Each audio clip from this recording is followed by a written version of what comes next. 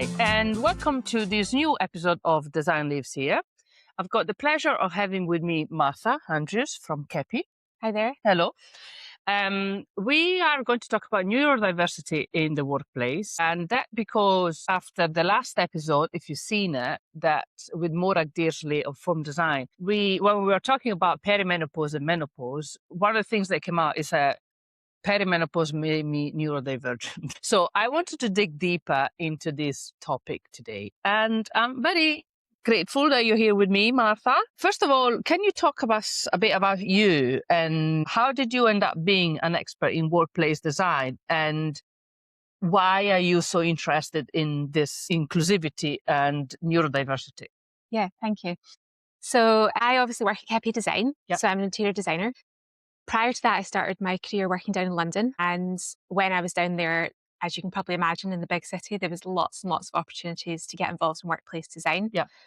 So that's kind of where I kind of found the interest in for that sector. And had some great opportunities to work on some really big office developments with some really high profile clients. So that was very lucky. Alongside workplace design, I have always had an interest in healthcare design as well. And I have done quite a lot of work in that sector and continue to do so as well at Keppie. And I think that is probably why I have a particular interest in inclusive design, neurodiversity, because within the healthcare sector, obviously it's really, really prominent, especially your role as an interior designer, to make sure that we are kind of improving the experience of those who use the healthcare facility and really supporting those clinical functions that have to happen. And I think the kind of background that I've got from that sector it really plays like an important part in my kind of understanding how that translates into other sectors, including workplace. This is so interesting. Something that came up in other discussions we've had, how the workplace can pick knowledge from other sectors. So one of the things we discussed here was that they are now getting inspiration from hospitality to create the workplace as an experience. But actually, this is a very interesting point. You are getting inspired by the healthcare. Yeah. So which bits are you taking in? So I think in terms of thinking about healthcare, is thinking about kind of the kind of potentially daunting natures of a hospital building. That I think in the healthcare world, that's quite obvious. Like a lot, it's well known. They're kind of normally really large, or often very large, daunting buildings that make people feel anxious. Yeah, and I think makes me very depressed. But I don't think that we naturally think about workplace and offices in that way. However, the whole subject of neurodiversity kind of opens up that concept that actually our offices, as they are at the moment, might be making people feel these feelings. Yeah. So I think that's quite interesting in itself. But yeah, in terms of the cross-sector inspiration, I think that's really important. And it's something that at Keppie that we highly value. Obviously, we work across all sectors, really. And we kind of pride ourselves in the fact that we really do constantly draw inspiration from kind of across the board to enrich spaces within workplace. And so neurodiversity, when do we actually start talking about neurodiversity specifically? Because for the podcast, it's something that comes up quite regularly. But when do you think if we felt the shift that it was now a matter of priority rather than an afterthought? For me, it feels pretty recent. I think accessibility used to just be about like physical accessibility. And then we started talking about inclusive design. And now we're kind of delving into that inclusive design area more deeply and talking about neurodiversity. Yeah. But I don't think, although some clients are starting to talk about neurodiversity within the briefing process, it's kind of client and project specific. And I think for us as well, right at the start of the project, it's really important that we take time to actually understand what does inclusive design, what does neurodiversity actually mean to this client? Yeah. We don't want it, or in my opinion, we don't want it to become a kind of a box ticking exercise. No. We want it to be about what does it mean to that client, to that project, to that organization, to the people who are going to be working within those spaces. So taking some time to understand that right at the start of the project is really important.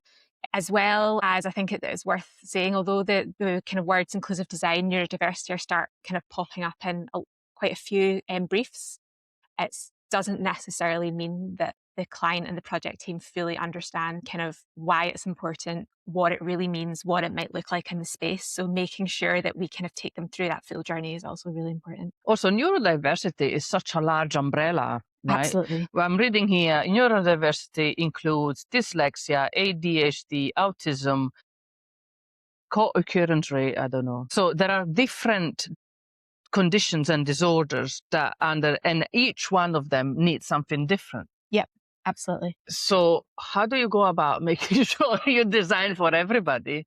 I mean, I think the bottom line is choice and flexibility.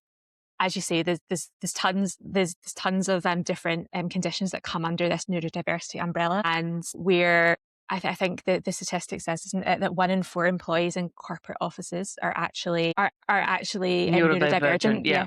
So that's 25 people out of 100, and Which is a lot. Yeah, it's a lot of people. And I think the important part is that it's a huge umbrella, and that even within those specific conditions, what people actually experience and how they are able to perceive spaces is very different from person to person. So for us, the headline is choice and flexibility, I would say. Because then is different. They need different things, but also they've got different ways to cope. For somebody, ADHD could be a light ADHD, somebody's could be a very intense ADHD. So again, Yes.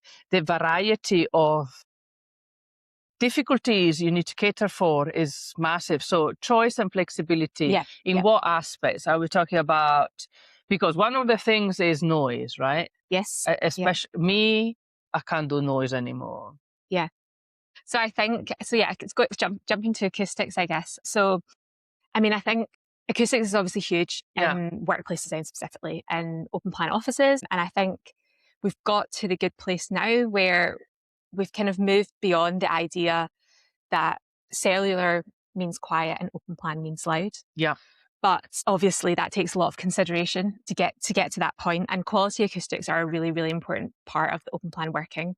And it's something that we always discuss openly with the client, like kind of right from the start. Yeah. So I think it's important to be upfront about the challenges around open plan working, especially around hybrid meetings. And I think we all have a lot of those these days, sometimes too many, somebody might say. Totally, 100% too many. But again, variety is the key, as you say. So one person needs like deadpan silence to be able to focus. Someone else prefers to sit in a busy coffee shop and have that background noise. Yeah. That's more prevalent, and those with neurodiversity conditions obviously might feel that more strongly. However, it does actually impact everyone. And I think that's one of the really important kind of things to highlight, is a lot of the topics that we need to be addressing in order to support those neurodivergent individuals actually have a huge benefit for every single member of the workforce. Yeah. So what else then? Acoustics are the most immediate thing you think about, but what else do we need to take care of? So lighting, Yeah. lighting's a big one. So I think the kind of subject of lighting has been on the cards for quite some time. Yeah. But maybe we're definitely not kind of looking at it from the point of view of a neurodivergent individual or group of individuals. And it's more thinking about well-being. Yeah. So the importance of maximising natural daylight, planning spaces around workstations being close to the facades, spaces that are either support spaces, back of house spaces being more internal. There's like a lot of environmental factors obviously that come into play as well, including artificial lighting. But then again, it comes back to this point of choice and individual preferences. So one person might want to be sitting right up next to the facade, kind of basking in the sunlight as it comes in. Another person couldn't imagine anything worse and actually would quite like that dark space, kind of more to the inside of the plan. Maybe they prefer sitting in a booth and just with like a kind of more focused task light on what they're doing. Maybe they're a bit of a night owl and that's kind of their sort of focus environment. So I think the point is we want to kind of be designing for as many different scenarios as we possibly can. That is scale, especially for things like focus. It is really a scale. Yeah. And it's where do different people sit on that scale in terms of what sort of environment that supports them in order to do focus work. So what do you do when you're not as lucky as us and have these huge windows in your office? Well, I mean, artificial lighting is very clever these days. Okay. So we're lucky about that. Yeah. And I think the other thing is as well, obviously as an interior designer, it's a huge part of our job to kind of promote the benefits of a quality lighting system, whether that be natural and artificial, or solely artificial, depending on the environment, and I guess where in the world you are as well, how grey it is outside. Well, I'm looking at car park and still. But one thing that is really important is to make sure that you have the expertise on the design team. Yeah. So we aren't the lighting experts, and we want to be working with lighting designers to make sure that we come to that best solution that really does support those individuals. And so I think that's really important as well. And across all of these kind of topics, so whether it's acoustics, lighting, air quality, I think it's important not to shy away from the fact that as an interior designer, we're not the experts at everything. We're there to promote the benefits and the concepts and support that. You have to put things together. Yes, but we want to really tie in with those experts across the design. Yeah, it's like a GP, isn't it? Yeah. Yeah, they can't know everything. Exactly. But also they're smart enough to get the knowledge where they can find that. Yes, exactly that. So what else? Colors? Colors, yeah. So colors, patterns, they obviously, well, I think it's quite well known as well that colors can have a really big impact on the environment, how people perceive spaces, how people feel within spaces. Selecting the selection of colors is really important, whether that be kind of looking to the subject of biophilia and looking to colors in nature, and those tend to be calming. But there's also other scenarios where people actually react well to kind of some brighter colours. So, for example, those suffering with anxiety or depression, sometimes the brighter colours can help like lift their mood a little bit. Yeah, this is why I always wear bright colours. Yeah, it's not always a focus on really natural kind of pale greens and blues. It's actually about definitely. And I think colours obviously are very interesting as well, depending on what organisation you're working with, because they might have their own colours. This is interesting, because I don't know, did you ever come to see the BCO event at the Virgin Money headquarters at 177 Bower Street? No, I didn't. So that was an interesting point, that Virgin Money is red, right? So they needed to put red somewhere. Yeah. But red is really not a color you want into the office design. No, and I think we spend a bit of our time kind of taking the brand and seeing what we can do with it. And obviously the red, that's a great example. And the likes of healthcare, red is a no-no. Yeah. But actually that kind of comes into workplace as well. You wouldn't want to be sitting looking at a bright red wall all day. No. But it's kind of, it's that control of colour. You take your base palette and making sure you're kind of got those neutral, natural kind of tones, and then how do you layer that up with colour to kind of... Anna Campbell-Jones, that designed the Sam H, the Nook, she said no black for them. Okay. Yeah. There was no black whatsoever. That's uninteresting. Yeah, that is interesting. And I think that's the other thing, because it's not necessarily just about the branding or what we think. It's also you might get a client and they just say, you can't use yellow here. And maybe it's their competitor. Yeah. Who there's lots of different reasons, but that kind of comes into play as well. But for us, it's about the controlled use of colour. It's quite funny, because for me, I see the built environment, the building industry, very corporate, black and white. This is why I went mad with the colour in here. Yeah. I like Anna Campbell-Jones, no black. And just looking at your pattern on the wall over there, because patterns obviously... Yeah, that's a no rules wallpaper. Yeah. Pattern can be perceived very differently by different users. It can actually be quite disorientating, depending on the form. And having to kind of sit and look at a wall of pattern all day can be really overstimulating for some individuals. However, it also brings interest, it brings layer, it brings depth. So it is about balancing that up and thinking about where it's placed within the space, and giving people that choice. So again, it's going back to choice. So you might only want to sit looking at the pattern for a small period of time, and then you might feel like you need to move and change your outlook, or equally maybe you can't stand it, so you would never choose to sit in that part of the office, whereas others might gravitate towards it. So it really is about that choice and about that balance. How about wayfinding? Yeah, so wayfinding is a huge one. Again, I think it's an area where I've got particular interest in, probably because of partly because of my work in healthcare as well. Obviously, it's a huge subject in healthcare. So what we try to do generally is make sure that someone can navigate around the building via several different methods. Yes. So there's always going to be text. There's always going to be, there should also be icons to support There should be potentially a numbering system as well to go alongside. So naming and numbering works quite well. Some people find it really easy to remember numbers. Other people, numbers just don't mean anything to them. So it's kind of, again, thinking about those kind of lending itself to different individuals. Colour can also be really useful. So thinking about our sort of airport gate numbering system, quite often it's a colour, a number. There might also be a letter associated with. But also one thing that's really important is allowing people to navigate by landmarks. So whether that's a sculpture in the corridor or a feature wall with a pattern on the way to the toilets. That's interesting. And for some people, that really helps this process of the wayfinding becoming a lot more intuitive. That's very interesting.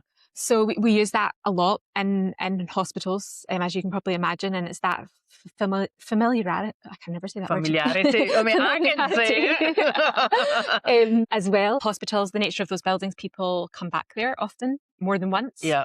The same goes for office buildings. It's usually, okay, you will have some visitors, but the people who are using those buildings mostly are there again and again and again. So they start to navigate around those spaces intuitively. And they don't really want to read at the signs all the time. Well, exactly. I was just going to move on to that as well, because it's not just about, when we say wayfinding, we think about signage, and signage is really important. And I think we've all been in places where you can't find the next sign. You think you're following the signs, and then suddenly there isn't one. Yeah. So that is really important. But also, I think it's important to think about how different people process different types of spaces. Yeah. So an open plan office space, one person walks into that space and they're just overwhelmed because it's just a vast open space. And actually for them, that's quite hard to navigate. The fact that they can see everything across the space. So a well-designed kind of open plan space, you'd be able to kind of see the key amenities. So you'd be able to see how to get to the toilets, how to make a cup of tea, how to navigate towards maybe some of the different workstation types, the meeting rooms. But for some people, having all that information in front of them at once is actually really overwhelming. Whereas for other people, that might put them at ease, because they can just stand at the doorway and they can see, okay, I need to go right to go to the toilets, and I need to go left if I want to make a coffee. Yeah. And that actually reassures them. Yeah. For others, it's like information overload. So one thing that's really important is trying to get that balance. So where we've got vast open spaces, how do we break those up? The use of furniture, planting, screens, to make them feel a bit more human-sized, but also to not make them feel like a maze. So it's really about a bit of a balance there. And things like floor finishes, ceiling finishes, they can really help guide people. But on the other end of the spectrum, you need to think about things like narrow corridors. For some people, straight narrow corridor that's a really easy way to navigate, because it's obvious which way you've got to go. You just got to keep going forward. For other people, that feels like it's kind of almost caving in on them. And that can be really overwhelming. So then would you start to think about how that space could be opened up a bit? Is there some kind of seating nooks off of the corridor that means it feels a bit more open? Are you able to kind of curve any of the walls to, again, make them feel a bit more open? Does it widen up at certain points to allow almost like a passing place, just to kind of to help people feel at ease and that they're not kind of in this really tight space? So there's lots of challenges there. And I think things like the big long corridor one, that's probably particularly challenging if you're looking at a retrofit or a refurb, where you're working within an existing building. And obviously, if you're working with a new build, then there's a lot more flexibility in terms of what you can do. So biophilia, fake plants or no fake plants? Well, controversially, I wouldn't say never to the fake plants. I think it's really important to recognise the challenges around having live plants. Yes, we killed a couple here. Well, that's what I was going on to. Is it worse to look at a dead plant or no plants? Well, there is yes, you've got a point there. A dead plant or a fake plant, I should say. The dead plants definitely depresses you, right? Because it's dead. So this is an interesting point. So that's a very sort of devil's advocate approach as to, but I think organizations are starting to understand a lot more. I think biophilia is one of the topics it's got so much evidence around it these days that you almost can't argue. Whereas some of the other topics, that's maybe there's only a couple of studies that we're kind of referring to, and therefore biophilia is everywhere. So biophilia is a granted. Yeah, I think people will consider it, but it doesn't mean that they're prepared to commit to the cost and the maintenance of live plants. However, as we know, there's lots of ways that we can work around that. We can bring in biophilia into the design. So Maybe it's with not. very low it might not be. maintenance. Yeah, it might be fake plants, but it might not be fake plants. It might be natural materials. It might be patterns. It might be actually just optimizing views out to nature. Yeah. Again, in healthcare, you can probably imagine that's a big thing Yeah. because there's not going to be plants in the patient's bedroom. So it's actually about encouraging and having the layout of rooms and encouraging people to reap the benefits of being able to look out onto nature. So I think there's lots of different ways at looking at biophilia.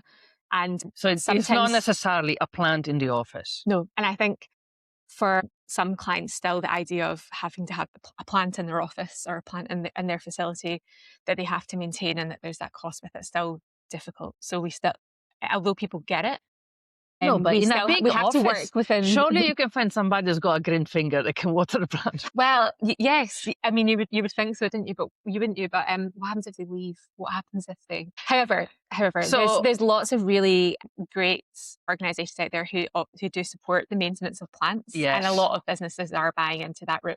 Yeah, where they have that service, and that is really something that's hugely beneficial. So since you are in healthcare, and we're talking about plants, I had the privilege of chairing an incredible panel 2 weeks ago at the student showcase, and I had Andy Anderson from Maggie's in the panel. Oh, great. So we discussed about the architectural concept of the Maggie's centers, and their nature plays a massive role. This is exactly what you're saying. Huge windows into the garden, and even if they are in the hospital grounds, because that's how they operate, they still make sure they're kind of in a bit of a green island. So yes. From inside, they're always looking at the outside. Every single room looks at the outside. That was really beautiful. Yeah, no, absolutely. I think Maggie's do a really good job if they sort of create their own kind of sort of idyllic setting within the hospital grounds, and they're really good at doing that for sure.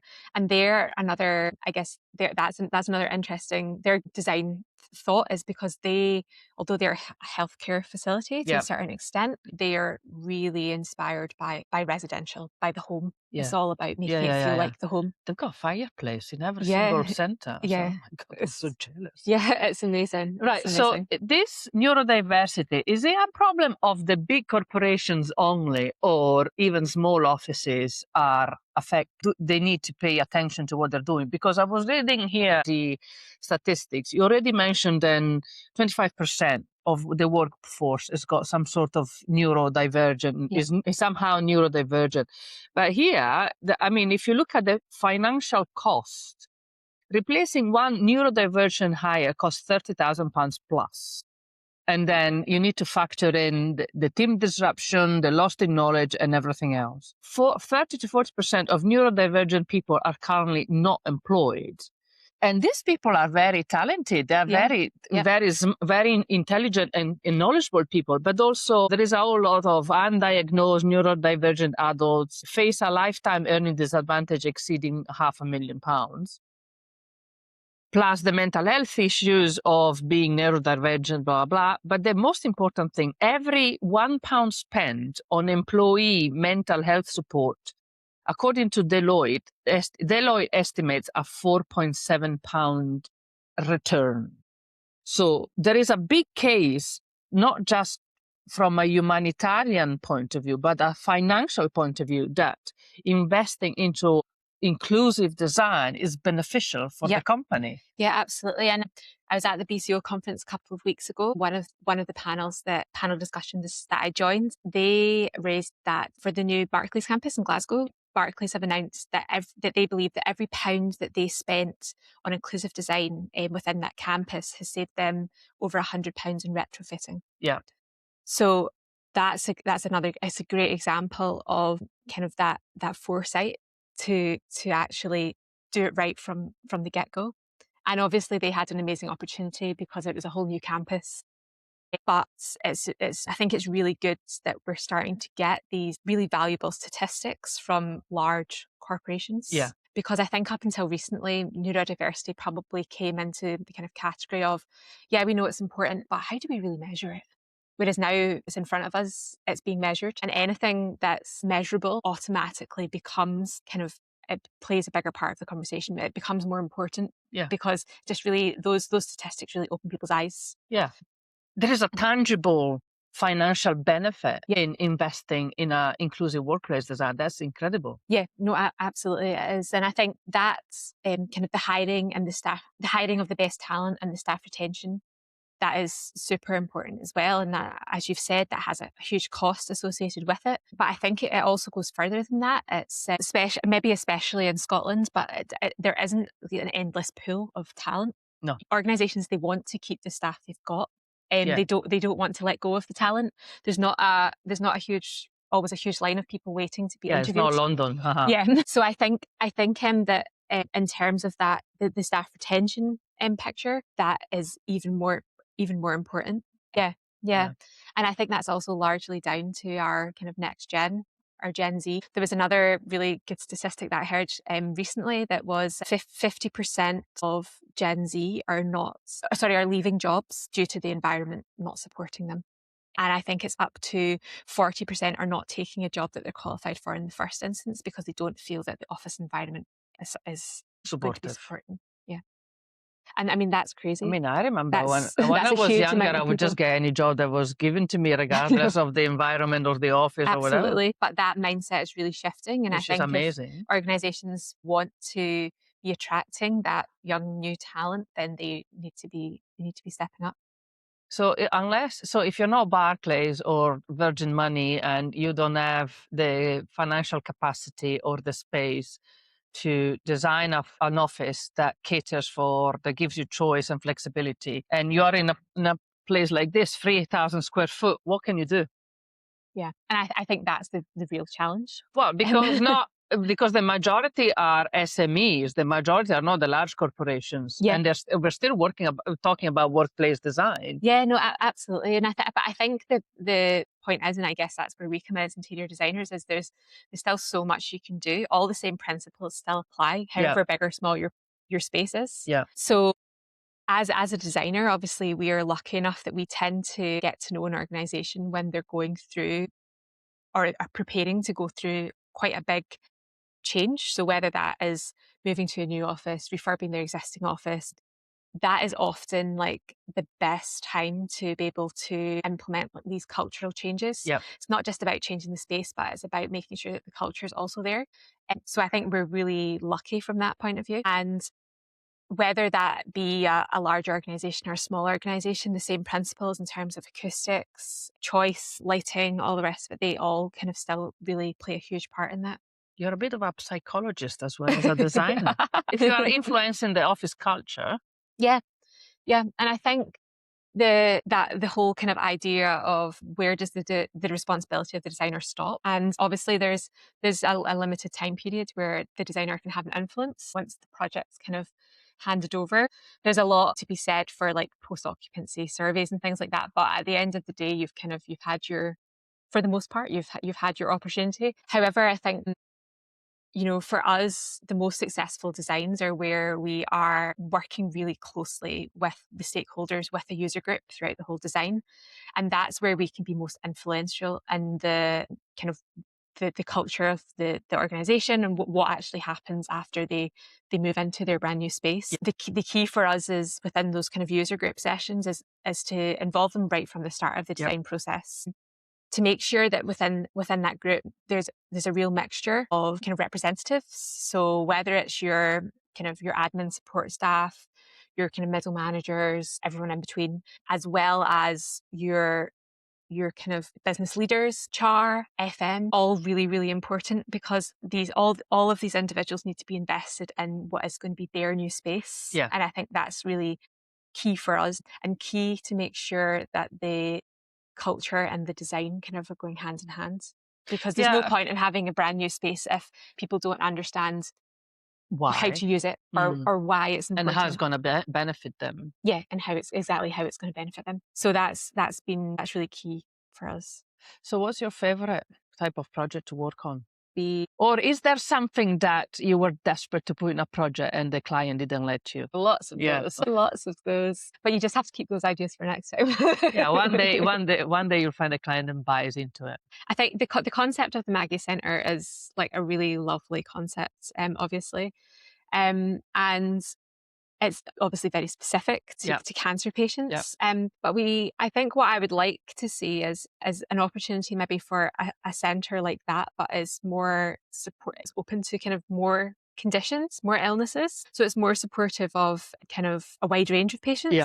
I'm just inventing this now, really, but and you know what? And I would think that wouldn't need to be limited to physical conditions as well. Yeah. I think the whole mental health side of things, there's a huge lot of work still to be done there in terms of supporting those individuals, and that kind of obviously links into the inclusive design and neurodiversity as well. But that sort of haven that Maggie's have managed to create for cancer patients, it would be really beneficial to see that. I suppose mental health, yeah. Yeah. Clinics to recover. Yes. Yeah. Right, Martha, thank you. You're That was good welcome. fun. Thanks for having me. No, my pleasure.